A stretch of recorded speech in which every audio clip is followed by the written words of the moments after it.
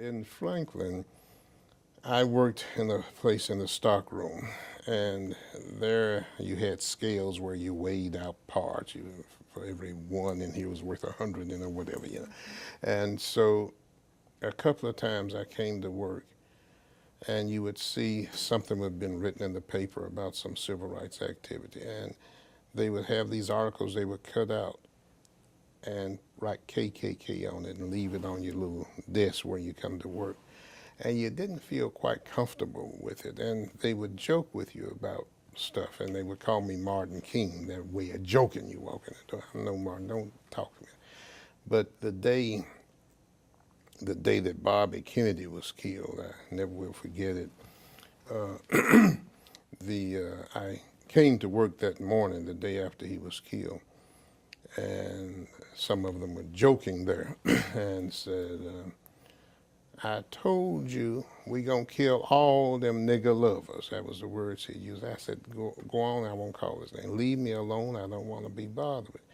So I went on into a caged in area where some of the valuable pieces are kept and continued to do my work. And I was weighing out parts. And so one of these guys came by, he's on the other side of the cage, and he starts again. I said, I told you to go, leave me alone. Look at you just like a caged African. I said, I told you, quit. I won't say on here what I said to him.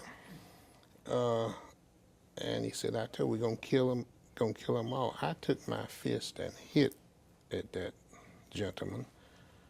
And for years, there was a mark on my hand, on my finger right about here. And I felt just like a crazy man.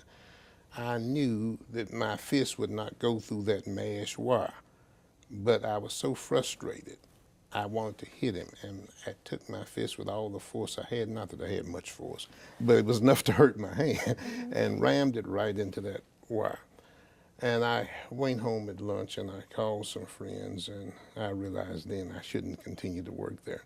I had volunteered to help out in some of the committees on the poverty program board of 6 counties there in central Kentucky, south central Kentucky.